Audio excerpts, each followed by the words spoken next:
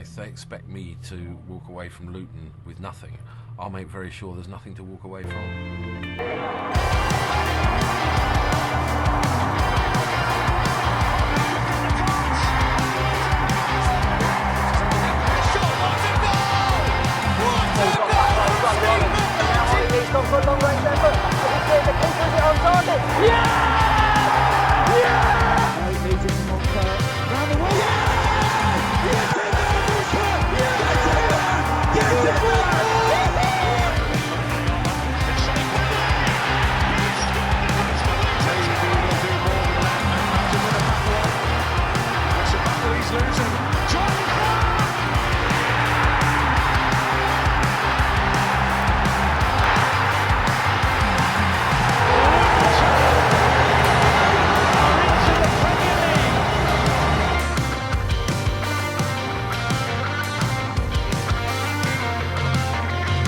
Hello and welcome back to the Oak Road Hatter podcast. I'm Billy Mully, today joined by Jamie Castle and Kieran Robertson as we review the latest Premier League fixture, a 2-1 loss to West Ham United. We're also going to look at the latest news concerning the Hatters because, of course, on Friday, as well as the fixture, it was transfer deadline day. There was a lot of movement from a Luton perspective. So we'll dissect all of that whilst also taking a look at that said West Ham game. Jamie, how are you getting on today? Not too bad. It's nice for the sun to have finally made a reappearance, sort of clinging on to the last week or two of summer, and it's timed it well. I'm playing an 11-a-side 90-minute game of football tomorrow for like this charity work thing. So it's nice that it's not going to rain, but it's going to be sweating buckets. So it's timed it well. Yeah, it is boiling. Kieran, what about yourself? Absolutely sweats me bollocks off, lads. Not going to lie to you. For a big man like myself, it hits me more than it should. But aside from that, I called a bit of September sun. I knew it was probably going to be global warming. It's taking its toll and all that. But apart from that, lads, not too bad. Not too shabby over here in old Swindon. I didn't know the sun reached Swindon. Yeah, you could be deceived, mate. Or positive for that matter. You know what? Well, we'll start with the West Ham game. We'll go through our too good and too bad segment. Starting with JP Walker over on Twitter. He said too good was XG and Doherty. Jamie, coming to you first. We won on expected goals. Where's our 3 points? Yeah, and probably should have won by a bit more if we got the penalty, because that would have added 0.79 XG for penalty onto that. So yeah, we should have come away with something for sure. But no, it's good for us to be on the right end of chances. I think after two tough games, Brighton and Chelsea, we were never going to win the XG battle in that one. So yeah, we didn't get the result. Obviously, XG just doesn't mean anything at the end of the day because it's still 0 points, but it shows progress. That's positive. And yeah, I thought Doughty was excellent. So yeah, I think that definitely two massive positives from the game. Yeah, as you say, XG, it shows you one part of the story, but when a team go 1-0 up relatively early and score a second, and naturally a lot of pressure will be thrown. So I think it's quite difficult to read into XG and take too much away from that. But good to see that we were creating chances. I still think we should be creating more. But ultimately, it's good to see that we do have players within the side that are going to take that role of creativity.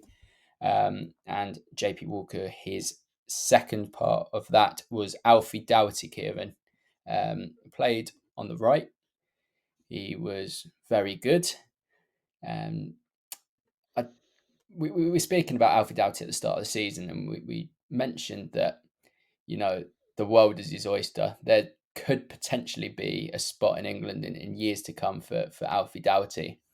And the way he started this season, both from the bench and in this game against Gillingham as well, he showed his class. It's exciting to see. It's exciting to see Doughty in the Premier League and thriving already.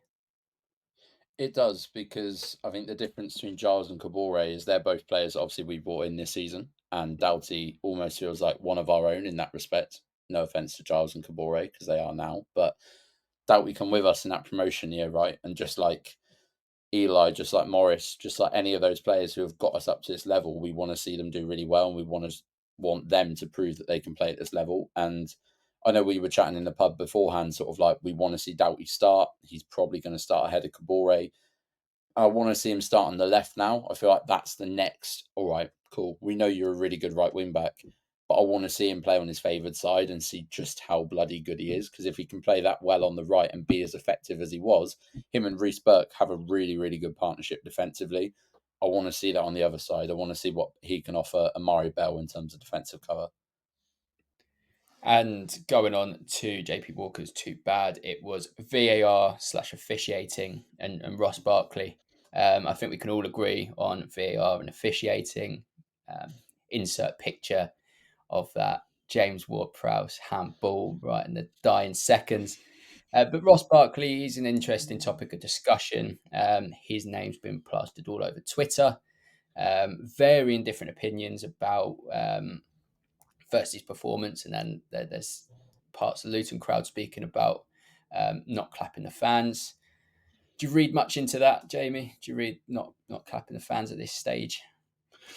No, not really. I think obviously, ideally, we would love them to show the respect to us. Like, of course, any fan wants that, but I think it's probably a bit overkill at this stage. He's a player that has played at the highest level. He's played for England. He's played for Chelsea. He's played in Liga for a season as well. And I assume he hates losing. So okay, yeah, he should get into the team's sort of like philosophy and clap the fans at the end of the game. I get that because it's just respectful, but I think it's a bit overkill to look at it too deeply. He's just probably just stormed off in a bit of a sort of not angry state, but an upset state because he wants to win and get 3 points, which we all do. And I think that sort of overshadowed his performance a little bit. I think a lot of fans have used that and applied it to actually he didn't play well anyway. So maybe he can be benched going forwards. But I know we're going to break down Barkley's performance later on in the pod, but I actually thought he was pretty good for someone that is probably still rusty, not fully match fit, and getting into the tactical sort of plan that Rob Edwards wants to play. I think he's done absolutely fine. And Kieran, going on to David LTFC, he's too good. Also, he mentioned Alfie Doherty took to Premier League football like a duck to water. And his second good aspect of the game was that Reece Burke continues to show his class. And it's been impressive the way that Reece Burke has adapted to Premier League football, especially when there was, on the opening day, there was a slight question about Mads Andersen and playing in that right-sided centre-back role. The fact that the more mobile centre-back in Burke has come and put in 2 very good performances against very good opposition, that only bodes well for the rest of the season. It does. And quite frankly, he is an absolute Rolls Royce. He's a monster. And I said after the Chelsea game, like he was by far the best player on the pitch at that night, despite conceding 3. And he proved again, like against West Ham, just exactly why he was the best player on the pitch. Probably again, quite frankly. So much more to offer as well. So young. And I think at the moment, the way he's playing incredibly well. But I still feel like he's still got a ceiling to push through. Like he's only just on the cusp of what he can actually offer. And I think there is only a little element of him just coming back from injury. And yeah, he's putting in 90 minutes here and 90 minutes there. And that's all fun and games.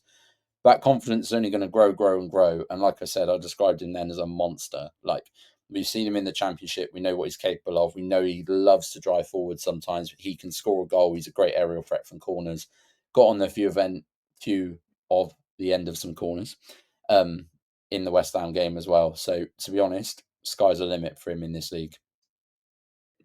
And just rounding off David's tweet, his 2 bad aspects of the game was too many loose passes once again and too nervous in the key thirds of the pitch. And I think that comes back to sort of an earlier comment that we could be creating more when we get into good positions. I think that's something that will naturally come once we settle in as a squad and continue to adapt to Premier League football.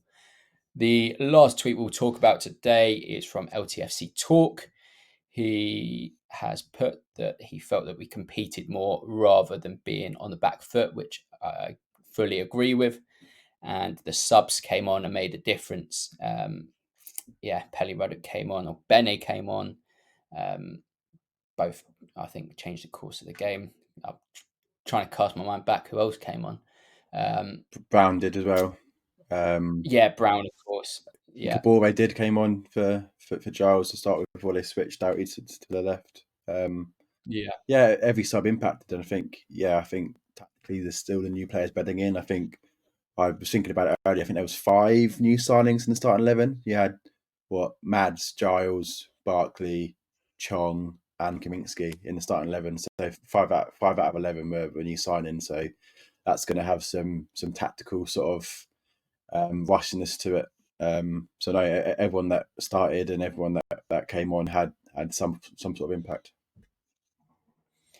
And then finishing it all off, LTFC talk 2 bad aspects were felt like we were scared to really get after them. Too many nervous passes. And I think within that, felt like we were scared to really get after them. I think that's a respect thing. I think we gave them a lot of respect, especially considering the noise inside of Kenilworth Road at the start of the game. I think the fact that we let them play around with the ball and we didn't really go after them like we have other teams when Kenilworth Road has been a real fortress. I think that was, it didn't quiet the crowd, but I don't think we built on it from that point. Of course, there was points in the game where we were a lot louder, but I think those sort of open exchanges, it made it quite difficult. And then his last bad aspect was conceding another goal from a back post cross. We'll go to the goals in a minute. We'll go to our kind of feelings about the goals, key instance, and a few player performances. So we'll start off, Jamie, with that first goal. Jared Bowen opening the scoring. The two West Ham players that got stick were the ones that scored. It's infuriating, isn't it, when it happens like that? But Jared Bowen, he snuck in between Amari Bell and Ryan Giles. Not the first time that a player has snuck in between those two. Disappointing that a mistake that would have been worked on the training ground has resurfaced. Yeah, like so frustrating. And to that point, we were competing really well, and you didn't, as much as West Ham were having territory and having lots of the ball, they didn't really create too much. They had a few sort of outside the box shots over the bar from Benrahma and wide, but didn't really create anything that was like clear cut. So yeah, the fact that Paqueta had space, first of all, sort of 35 yards to the left of the box out wide, can just chip it in fairly easily to the back post was frustrating as one. So yeah, not only pointing the finger at better than Giles, but also at those 8s. And I think going back to one of the bad points from LTFC talk, where in terms of that, giving respect, I think it's not just respect. I think it's tactical as well. I think I was watching the game back, and in the first 5 minutes, Chong, I think, was pushing out to Ward-Prowse in the press, and he was pointing to Giles just to get up to Kufau, because Giles was sat way too far back off Kufau when he had to just get up to him, and Kufau had so much space on the ball. So it's similar in that respect for the first goal with Paqueta. Barkley comes across, but didn't really fully press, and that's just really frustrating that it allows him to get the ball in freely. And then on the back post, Bell was occupied by Antonio, because Antonio sort of pulled off Anderson and occupied Bell, which then allowed Bowen to get behind Bell. But then Giles just needs to pick him up, and it's just again, time and time again. I think Rob's mentioned just concentrating for 95-100 minutes of a game, and all it takes is 2 seconds of concentration to be lost, and suddenly Jared Bowen gets in and gets a header in front of Giles. And there's no way we should be letting Jared Bowen get a header. I mean, he's a fantastic player, but with his feet, he's not exactly well known to score a lot of headers, is he? So yeah, it's not really a goal you want to concede. If Bowen was to score a 25-yard screamer, you think, yeah, fair play, hands up. But a header at the back post is to an extent unforgivable. And I think if that was an 8, it would be unforgivable. But we'll let them off, given it's only game 3. But yeah, we do need to learn quick. Otherwise, it's going to be a real struggle to get points. And Kieran, Jamie mentioned there a goal you don't want to concede. Let's speak about another goal you don't want to concede. You don't want to concede from headers, from corners, sorry, do you? You don't ever want to concede from set pieces. And that's what we did in the second half when Kurt Zouma got his head to a James Ward-Prowse corner. We've seen it a lot. We've seen James Ward-Prowse deliver magic into the box, but it did look very, very simple.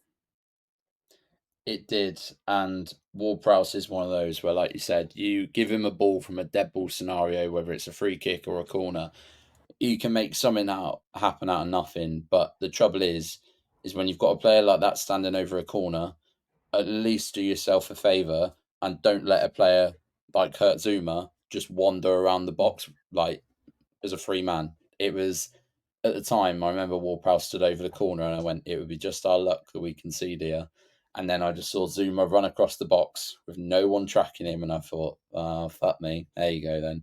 Lo and behold, it's the post and goes in. And you're like, and mentally, you're like, there you go. That's it. Like, especially at 2-0 against a team like West Ham, a team who don't like the ball, you think you're fucked. Until that point, I actually thought we started the second half really well. And I thought that there was going to be, because I think the subs had literally just come on as well. And they'd made a couple of chances and you're thinking, right, here we go. We're going to get something. And then you give away a cheap goal like that. And you're thinking, great, there's the mountain to climb. And yeah, we got a goal back in the end. And yeah, we should have had another one. And we'll get onto that in a minute. But it's the same as the first goal. It's cheap defending and it's frustrating because you work hard, or you feel like you've worked hard to get to a point where you're back in the game, you're pushing chances, you're creating something, and then one lapse of concentration, bang, 2-0, just like that.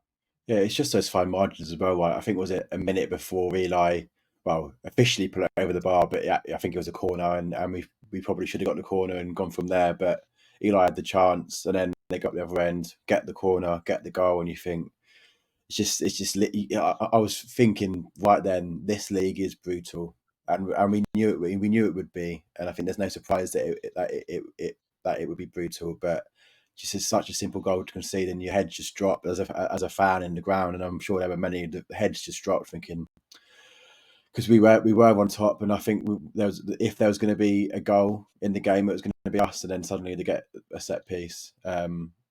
So yeah, for all the complaining that we have done and will do about the VAR in the next 10-15 minutes, it's still we still shouldn't get to that position in the first place.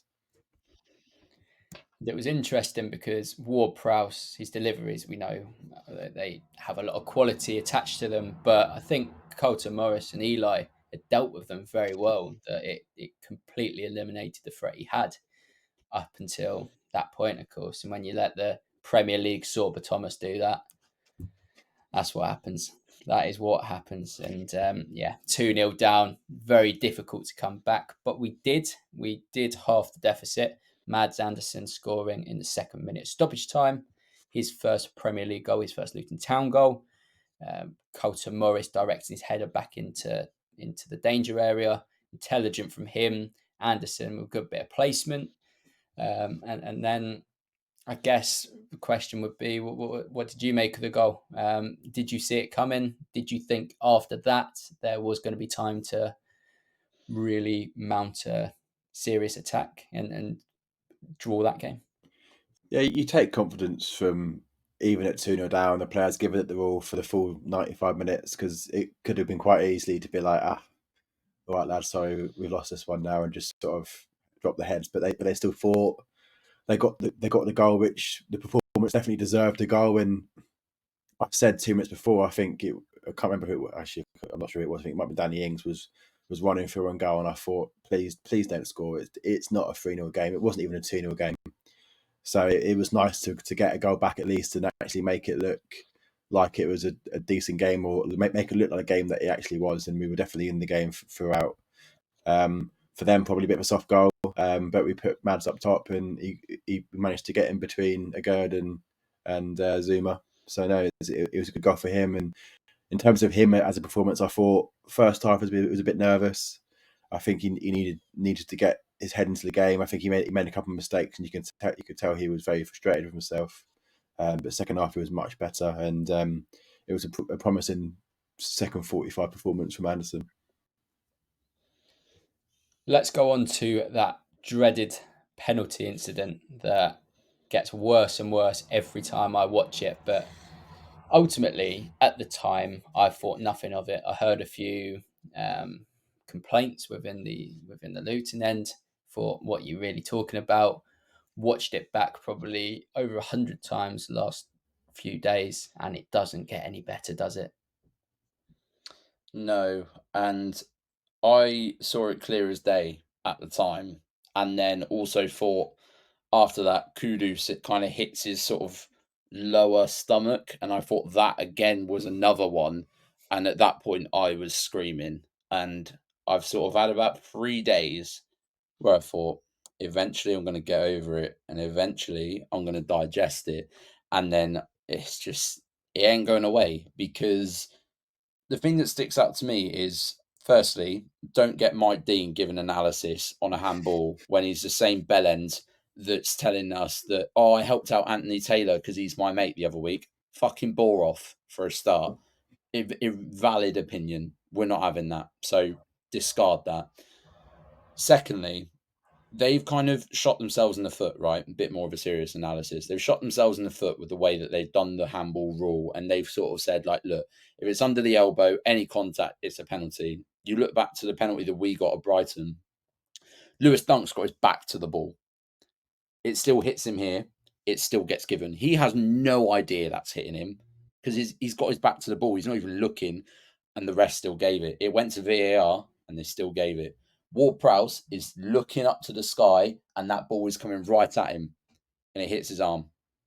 The ref is looking right at it, and for some reason, he doesn't give it. That is then VAR's job, as a clear and obvious error, to look at that and go, actually, mate, you need to review that. How between 5 officials then, between the ref and VAR, they've all concluded, you know what, that isn't a handball and that's not worthy of a penalty, is absolutely beyond me, and it is shocking. And that is the one thing that I cannot digest, is the second it goes to analysis, it's the only thing they can talk about because we've been robbed. When West Ham fans are saying it should have been a penalty, when Neville and Carragher straight after the game are saying it's a penalty, funnily enough, there's probably a fundamental problem in your decision making. And then Mike Dean's not helping himself by saying, well, whatever decision is made on the pitch is the right decision. Well, that's not really true, is it? Because if that was true, what's the fucking point in having VAR? The whole point of VAR is to clear and obvious errors. You've got a clear and obvious error that you've made. And lo and behold, we haven't had an apology yet from PG Mole or whoever's actually in charge of that to go, oh, sorry, lads, it actually was the wrong decision, but there's nothing we can do about it now. Well, yeah, no shit, Sherlock, because you've not fucking done anything about it at the time. It is beyond me, because especially in a relegation fight, you need every point you can get, and that's cost us a point. And that's the first point on the board for us, or would have been. I think what infuriates me is that Gary Sweet and the team worked their bollocks off for 13 weeks, spend above £10 million just to install a bloody TV screen next to the dugout. And the VAR can't be like, you know what, Paul Tierney, I'm not fully sure. It's probably worth just have a quick 5-second check. Just have a look yourself. Like, at the end of the day, if he would have sent the ref to the screen, and Paul Tierney would have been like, you know what, hits his hands, it is unnatural, but he can't really do much about it. I'd have been like, you know what, fair enough. Because, yeah, okay, that Kieran's right. They've shot themselves in the foot with the way the rule is. But I think, for me, I disagree with the rule. So, therefore, I don't want to see them giving us handball because it's unfortunate. But fundamentally, all I want as a fan is consistency. The Lewis Dunk penalty, again, should never be a penalty in a million years. That's just not handball. But it's given. And the same thing with Ward-Prowse. So the effort that the club have gone to meet Premier League standards, and they can't do a simple thing to send Paul Tierney to a TV screen and have a look for themselves. That's just infuriating, because after the Anderson goal, you just think all that we've built up Kenilworth Road to be, and the special nights that we have under the lights, you just think that's the moment where the world just sees a last-minute equaliser, the roof goes off, and then all they're talking about at the end, Gary Neville and Carragher says, you know what, lads, this is a cauldron, and when it gets rocking, it's loud, and Luton are going to have a good chance to stand up this season. But instead, they're like, you know what, West Ham, fairly comfortable, really okay. Luton did have a few chances, but 2-1 win. West Ham are looking good. Luton, they're going to struggle, and just how one action and narrative changed so much. And I don't want to care about what the outside world thinks of Luton Town, because ultimately all that matters is what the club think and what the fans think. But in your head, you just want to just have a nugget just to shut everyone up, and that was the moment. And it's just frustrating.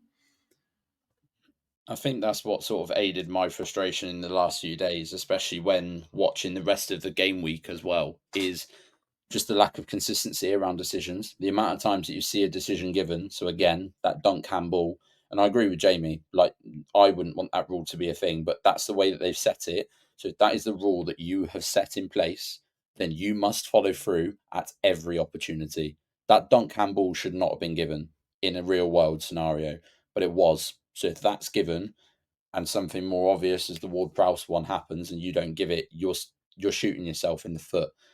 I've been calling for refs for months, it feels like, even before this incident. They need to be mic'd up. They're mic'd up to each other.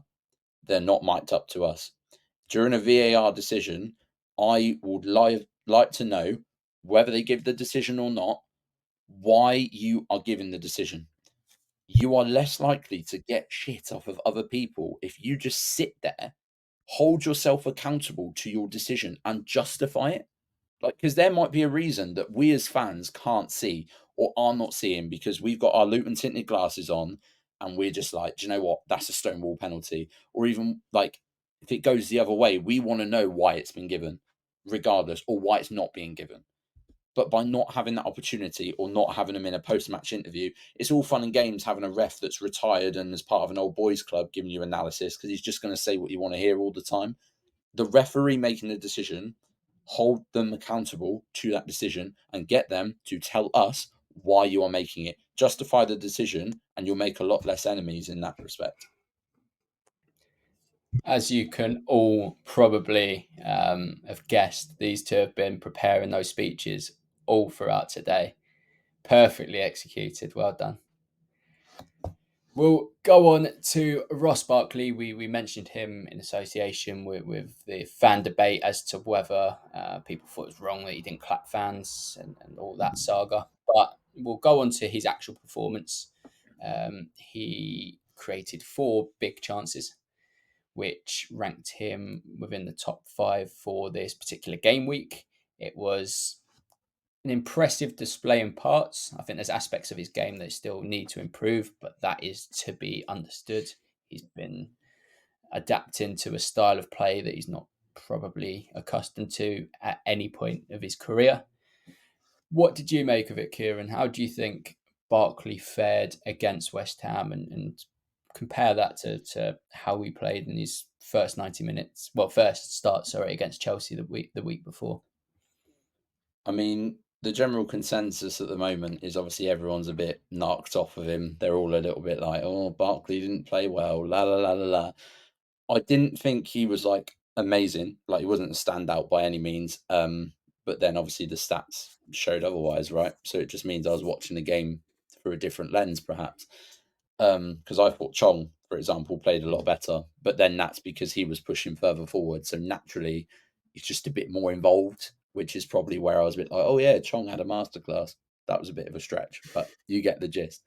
But I also didn't think he played bad either. That's the key thing. Is like, yeah, I get what people are trying to say with the whole not clapping us off thing. Like, fine, whatever. Like, have your opinions, but opinions are like arseholes. Everyone's got them, right?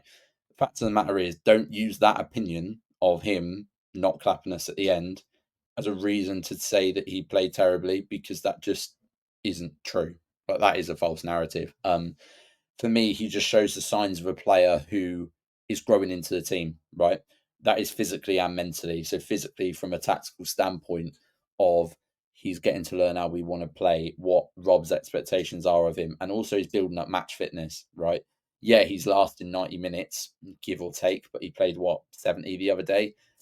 Fine, came on for Pelly, and Pelly was a bit more of a live wire, but then that's fresh legs with a man that also knows how to play our system a little bit better, I'd say. So that's fine. But then from a mental standpoint, it's, oh, okay, he's starting to probably notice. He would have noticed after West Ham what Luton are about. And I'm sure that with all the Twitter discourse, like, they're human beings, they use social media. He's going to have gone on and seen a lot of the crap that people have been saying about him.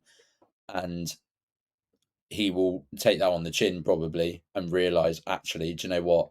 Like, because to them, that is a small gesture, but I can also appreciate to us as fans, that is a huge thing, at least for some people, and that's fine. Like, for me, it's one of those, it is what it is kind of things. Like, I'm not going to be that upset about it realistically when I go home, do you know what I mean? But I would also appreciate it a lot more if they did do those sorts of things. So to play devil's advocate, I get it. Yeah, I guess on the Clapham bit, I agree with Kieran. I'm not going to go into any more detail because for me, it's not that deep. Like, it is what it is. I hope he does, but if he doesn't, then fine.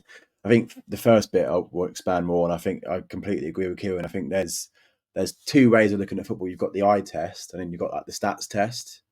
Now, from the eye test, from the actual game that I watched with my eyes from the Kenny end, I thought Chong was excellent. I thought he was brave on the ball. He was always the first man out in the press from the second phase of set pieces. I thought he was busy, and he's exactly what I have come accustomed to it in a Rob Edwards number 8 role. Barkley I thought he was okay again, solid 6.5 out of 10, sort of not amazing, not awful. But then if you look at the stats after the game, like there's a stat from the other 14, as you say, he was the joint highest chance creator from the other 14 being the non-top 6 in the Premier League. That last weekend he created 4 chances. I think he was up there with dribbles as well, so it shows he was very, very creative and progressive in what he was doing. And I think actually Chong's stats in terms of what he did was fairly naff, to be honest. I can't remember it any off the top of my head, but in terms of chances created was sort of down there, barely anything. So it just shows how you've got the eye test and the actual stats test. And okay, obviously you want both to be great rather than one or the other, but it just shows how sometimes what you're seeing doesn't actually quite marry up to the facts. So that's important. And I think fundamentally the number 8 role in a Rob Edwards system for me now is one of the most important in the team. Like, I think a lot has been said of the back 3 and wing backs, but I think the number 8s are vital to the press. I think, yeah, okay, we press from the front. You've got Eli and Morris that press the centre halves, but if the number 8s don't follow it up, it's almost not worth doing it, because those number 8s are so important. Secondly, in terms of going direct, you go direct to Carlton and Eli, but they're not always going to have it and let it stick. That you're going to need them to be on the second balls. So it's so important that Barkley and Chong gets up with the centre forwards, but when the ball goes into Eli and Carlton, and then also on the ball, it's important that they create. So for those 3 things, it's so important in that Edwards system. There's number 8s, and I think having 2 of them that are new is, I think, what's causing a few teething problems at the minute. So whether we change the system a little bit so it helps them learn, or whether we just persevere and know that at some point they'll come good, I'm not sure. That's obviously up to Rob, and I'm sure we can debate it as fans. But I think, yeah, we just need to give them a bit of time. I think they're both showing promise in spells individually. But I think it's just the tactical side of things, and they just need to get used to a little bit more. And of course, that will only come with more game time. We're going to head into a short break. When we're back, we're going to look at the first 3 games as a collective, and we're going to look at the latest news and what deadline day had in store for us.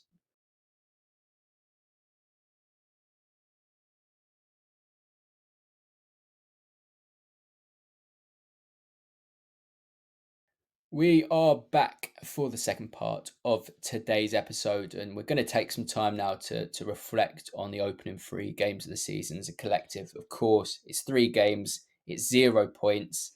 There's lots of harsh lessons that are to be learned, but there are a lot of positives that we can take from what we've seen so far. So, Jamie, coming to you first.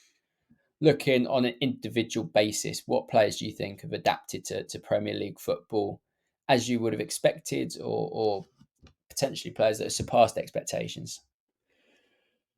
That is a really good question. I think Kieran earlier with Reece I thought was good. I think he is looking like our most Premier League ready-made centre half in a minute. Tom Lockyer's been good, so obviously he missed West Ham, but I think Brighton and Chelsea away, he's as good as you can expect really for someone with no Premier League experience coming up to the league and playing against two of the best sides in the league. And you always have to have that caveat, right? We've just played Brighton, who ripped Newcastle apart and are in the Europa League. You've got Chelsea, who, okay, are showing inconsistencies. As I said pre-Chelsea, they're going to be inconsistent. Lost to Forest. It was unfortunate that they were good against us and weren't so good against Forest. That doesn't mean that we're bad and Forest are good. It's just football, right? So we came up against the Chelsea side that were playing good football on the night. And then West Ham, who probably pre-season were underrated. I think, to be fair, was worthy of being underrated, given that they had just sold Rice and not actually spent the money on it on anyone else. But now they've replaced him with three fantastic players.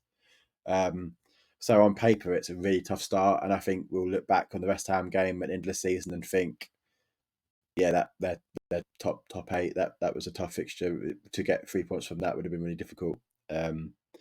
So yeah, overall, I think everyone's done okay. I think Giles probably is the one that's been a bit disappointing so far. But again, I think I keep saying it on this pod, it seems a bit more tactically than anything else in terms of ability. I don't think he's not good enough. I just think he's taken a bit more time to get up to speed with the level, and B, get up to speed with Edwards and his tactical setup. Because it's very different to Michael Carrick's setup at Borough last season, right? So I think it just takes time. So it's really, I really don't want to cast like proper judgments after 3 games. I think overall everyone's just done okay, and I think they're still learning, and that's absolutely okay to still be learning. I think Everton's right; we've shown progress in all 3 games, and if football was fair, we would have a point on the board. But that's football, right? And that's why we love to hate and hate to love it. Kieran, what about you? Are there any other players? Colton Morris, has he adapted to Premier League life as you would have liked? Eli as well, there are question marks as to whether people thought he would be able to emerge as a Premier League level footballer. What have you made of those sort of existing players in our squad from the Championship season transitioning into the Premier League?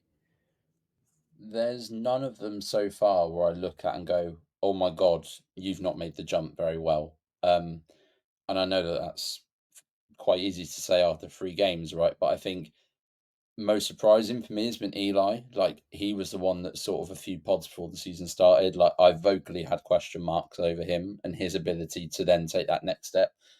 So far, so good though, and actually surpassing expectation. Like, against West Ham, he was a fucking handful. Like, he was an absolute nuisance, whether that was on the ball, with his head, bullying players. And I was actually surprised he got taken off. I was surprised that Morris didn't go in his place. And I mean, if Morris went off, we probably wouldn't have had our goal, right? But at the end of the day, it was one of those, I was like, oh, wow, I actually thought Eli justified the 90 minutes.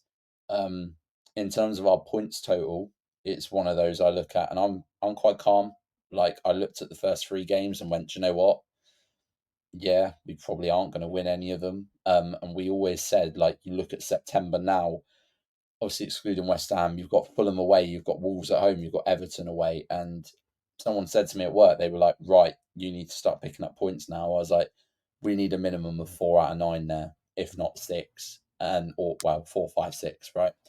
It's one of those where it's paramount now. We're playing against the teams that are going to be in and around us in that bottom half, if not that bottom 5, right? And if we're not picking up points against those sorts of teams now, then yeah, come the end of September, will I be panicking? Not quite. Will I be a little bit shaky?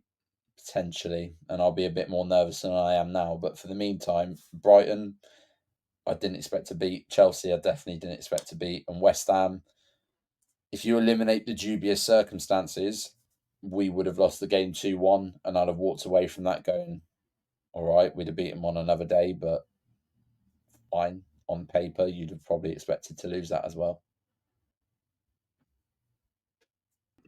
Yeah, I agree with that. And I think we look at the next 3 to 5 games. I think that's going to be a much better test to really determine where we are at and how far we've progressed so far. We'll go on to a pundit that goes by the name of Garth Crooks. Jamie's smiling because he has got a lot to say about this man who has made a ridiculous comment about Luton. Jamie, I'll let you speak through his comment because I know you're passionate about what he said. I just don't get what gives him the right to just say that sort of shit, to be honest. Like, why is Garth Crooks even in the role that he's in? Like, what has he done in football like that warrants him to think that we'll be down by Christmas? And I'll let Kieran come on to dispelling that in a sec. But like, I've said it a few times now, and obviously we're biased as content creators that follow a specific club. We're like, oh, that's good. That's gonna make us biased. But it's about time these channels, BBC, Sky Sports, do it a little bit, like TNT. Like, why don't you physically employ or pay for actual club specific views that actually add value to the public knowledge? Like, I just don't get why you would get Garth Crooks to put a judgment out about Luton Town when he knows absolutely nothing about our circumstances. He might have read a couple of news articles, but the comment for me just basically makes me assume that he's literally read nothing about us and is taking the easy judgment and thought, oh, I'm being paid 6 figures for this. I'm probably getting paid $5,000 for this article alone. I'm going to copy and paste a few bits from other random pundits, put them together in this nice little one paragraph, and then I'm being paid. Thanks for that. I'll go sit on the beach somewhere for the next week. Like, it's about time these channels start hiring a fan from each club for a game. Like, if you're on Sky Sports on Gillette, like Danny Mills watching the Luton game against Gillingham in the cup, get a Luton fan on there and talk through the game, or get a Gillingham fan on there and talk through the game. Not some neutral who knows nothing about the game, who's being paid way too much money to make assumptions about teams. He said make 11 changes against Gillingham. Oh, we're under pressure. We need to start getting wins. No, we don't. What are you on about? Like, if you were to get a Luton fan on there, if any one of us was to be on Gillette watching that Gillingham game, we would have added so much more value to that program than Danny Mills did. I don't care his footballing experiences. Like, it's just about time they actually get some better pundits in the sport, because otherwise, just the football media is just going to go down the pan, basically. And I realised we haven't actually said the quote yet, and it absolutely stinks of Premier League elitism that doesn't, as Jamie alludes to, doesn't understand that football as a construct exists under the top six, the traditional top six. You know, we were speaking before about the fairy tale that is Luton Town story, and the fact that he sits there and says, I can't take Luton Town seriously and I see them down by Christmas. Not only factually incorrect, then I'll let Kieran bore you with the maths in a second, but I can't take Luton Town seriously after what we've had to endure as football fans, the absolute heights that we've hit. It's just ridiculous by nature. And yeah, Kieran, take it away with the maths to make Garth Crooks look that even bit more stupid. Right, Crooksy, you get paid a lot of money to spout your opinion across BBC or whatever other social media platform actually decides to give you time. But you lack this one thing, which is basic research. And I'm just going to sit down and shut you up pretty quickly. For us to be relegated by Christmas, the team in 17th would have to be on 61 points. All right? 61. I'll let that sink in for just a second. Because not only would they have to be on 61 points, but they'd have to be on 61 points from a maximum point total that they could get at that point of 54. So, Garth, mate, next time you want to spout some utter trash across BBC that is copy and pasted from just Twitter discourse, because that's all the coverage is on Luton this season, is just copy and paste. We're going down. They're shit. They're this. They're that. No one actually has their own opinion on us because they refuse to take 5 minutes to form their own. And it's fucking disrespectful. You would do this. You haven't shown Burnley the same level of disrespect. They're currently sat below us, right? Fine, they're the only team to do so. Everton and Sheffield United, both relegation fighters, both only on a point. So I don't really understand why we are this standout team, or I don't really see a lot in Luton, right? So you don't see a lot in the team that finished third in our highest ever championship finish last season, beat Sunderland and Coventry on the way to the Premier League, as well as being the best of the rest in the league quite comfortably as well, ahead of all your media darling stories for Borough, Coventry and Sunderland that you could try to form. Everyone and their nan did not want us to go up, and it proves this season by the way that they're talking about us. Shearer did it with us against Brighton. Crooks is another example. We're going to get it all year. But the only thing that stands out for me is when we finish 17th, from the end of this season, the silence will never, ever be so loud from all of this lot. And they will try their best to be like, oh yeah, fairy tale story. Luton has stayed in the Premier League. Fuck off. We will remember everything that you have ever said this season about us. We'll remember every single thing. And we'll laugh in your face to the end of time, whether we go down next season or not. Show us some basic respect when our name comes out of your mouth. End of story. And at least do some fucking basic maths as well while you're here. Idiot. Fucking idiot. And Jamie, in an attempt now to calm Kieran down, bring him back down to base level, we'll go on to some Luton Town related news. We'll start with Sambi Lokonga, who arrives on deadline day on loan from Arsenal, a player that has been compared to Yaya Toure. Very exciting comparison there. What have you made of his arrival? Of course, I think it'll take a while for him to fully get up to speed through injury and from a tactical perspective as well. What do you make of having another deeper lying midfielder as an option as we look to potentially change things from a formational perspective? I guess what I'm trying to hint at is that flexibility is probably the word that we'll associate with having Lokonga here. Yeah, it's exciting. I guess to start with on the actual signing of him, before we go into where he fits in, I think I've said countless times, one of my key loan criteria is someone that A, could and would be a starter in the 11, and B, we would not be able to afford him permanent. And he ticks both those boxes. There's no way we would have got him because he would have been 15, 20 million pound on a permanent. So yeah, I think from a sign-in, it makes sense and is exciting. And I think he definitely could have the level of impact that Nakamba had for us last season, I hope. So that's a good positive. I'm very, very positive on the sign-in. On him as a player and where it fits in, I don't think he's a single pivot DM. And I think it was interesting seeing what Rob Edwards said in his quote in the article for announcing it, where it says it gives us the option to change to almost two holding midfielders. And I think we might go down that route. I think it would be good if we, what I call flip the triangle, where we've currently got one holder and 2 8s.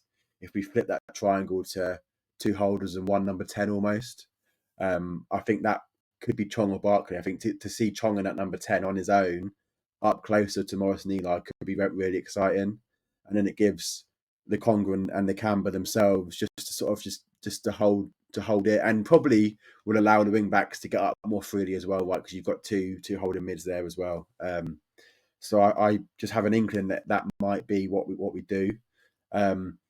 If you've not read it yet, Matt Aquino did a great article for our site today, as we're recording this Monday night, but this probably be watched Wednesday, Thursday. But go and have a look at that. He basically mentioned we could do a 3-4-2-1 as well, where you've got 2 holding, you drop a striker and have sort of 2 10s off for forwards.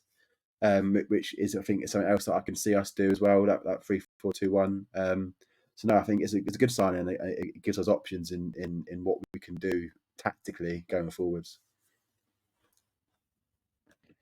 And we'll now move on to two players that have departed. Contracts have been not ripped up. I think ripped up sounds a little bit harsh, but there's been a mutual decision. Glenn Ray and Matt Macy. Glenn Ray, good friend of the show. Seen him many times, supporting the Hatters, and that's one thing that will never die with him. I think we'll continue to see him in the away ends and definitely at Kenilworth Road too. Sad to see him go, but I think a good opportunity for him now to go and play regular football again. And it'll be interesting to see where he ends up. Matt Macy, of course, things haven't really worked out for him, and the fact that we've been promoted to the Premier League as well has really sort of damaged his chances of getting in and really staking a claim. Of course, he had that decent loan spell at Portsmouth. Then Portsmouth recruited another decent goalkeeper in the summer, which blocked his way there. Also be interested to see what level he'll find himself at. Then we'll rush through the loan departures. I think the big one, Alan Campbell, got into Millwall on loan, and there was a lot of talk as to whether or not he would go or not. A player that hasn't really been able to break through into Rob Edwards' thinking since Edwards has become manager, shown a lot of positive glimpses during his Luton career so far, but hasn't been able to progress very much under Edwards. The other one was Louis Watson, who went to Charlton on loan, and I think before recent events that looked a lot more of an attractive move, but the fact that Charlton are without a manager spurs a little bit of doubt in my mind about whether that will work out for him. And I think he's the one that you want to really integrate into the squad into the future. So I think I would have thought there would have been a bit more care into that one. And then rounding it off with Admiral Musquay, who heads out to Exeter on loan, and Dion Pereira, who goes to Sutton United on loan. Just looking at those, any of them there that surprise you? Any of them that are either gone to a division or a club that you're not too sure on, or do you think there's any there that sort of makes perfect sense? Yeah, I mean, Alan Campbell's a Rottweiler, like, isn't he? He's just. I love Alan Campbell, and I don't like Millwall, but he is absolutely a Millwall centre mid. Just the way he plays, he's relentless. He runs and runs and runs, and Millwall are a sort of club that are very heavy metal in terms of like just hard working, and don't want to say a bit like Luton in the way we play, but just tactically they are fairly similar.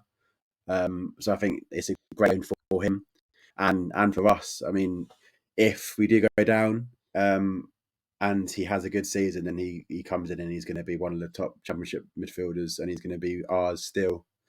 So that's a great loan for the club and for him. What about you, Kieran? Any of them that doesn't really work out in your head, something that you can't quite put your finger on, or do you agree that all four there have gone to places where they can progress and potentially get themselves back into contention at Luton at a later date? I think for me, there's 2 out of 4 that stick out in Watson and Campbell. That are 2 that potentially, depending on where we are next season, are going to be well in with sort of being in with the team. Like, especially if we go back down, Campbell and Watson for me could actually make up a starting midfield potentially. Campbell, Watson, Nakamba. There's a lot of rotation that can go really well there actually. And I remember sort of talking about Louis Watson a few weeks ago, and I sort of said like Derby would have been a really good loan move for him. So the fact he's gone to Charlton isn't too dissimilar. Sort of a club that do want to push up the top end of League One now. I mean, they're currently managerless, like you said. That's a bit of a sticky one there, but you never know how that's going to end up. There's Harry Eisted there as well, so there's a bit of familiarity. But I think Watson, good club to go to in Charlton. Campbell, Millwall, Jamie's already touched on it. What an incredible match that is. I don't think we could have matched him to a better club to go out on loan to. And it does pay me to say that he is a Millwall type player, because I can respect Millwall enough to know that he is going to be unbelievable for them, and they're going to fall in love with him.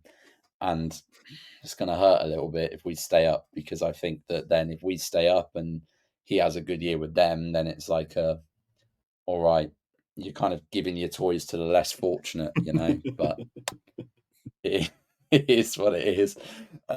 As for Musquay and Pereira, I think both of their loan moves, especially more Pereira, actually, the fact that that's a League Two loan, I think it's all right, thanks for your contribution, we'll keep you on the books for a year, but we're going to get to next summer and we're going to be having the same conversations about them that I think we were having about Ray and Macy this summer, which is, all right, it's probably all time to move on. If Pereira was going to be any higher level, he wouldn't have gone to Sutton, quite frankly. I mean, the statement didn't really paint a great picture in it that he agreed to go on a loan deal. It wasn't exactly painted in a great light. As for Musquay, yeah, League One's probably his level. Exeter need a striker because Nombe's gone and he's gone to Rotherham, if I'm not mistaken, which is a really good move. And it also means that Nombe doesn't score against us in the cup, so thank God for that.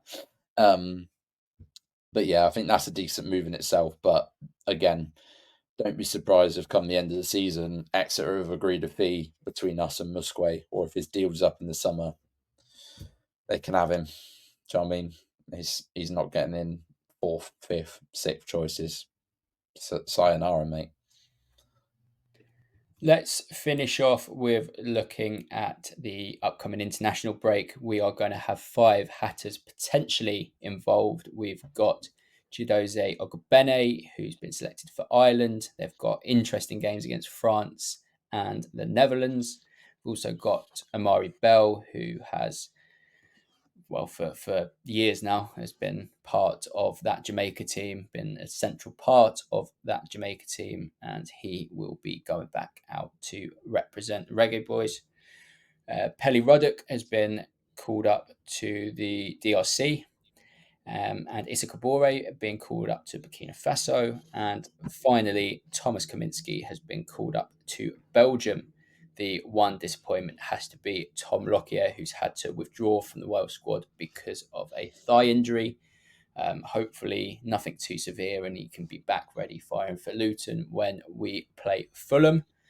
But that brings us to the end of today's episode. A big thank you to the pair of you for joining, and a big thank you to everybody that's been watching or listening.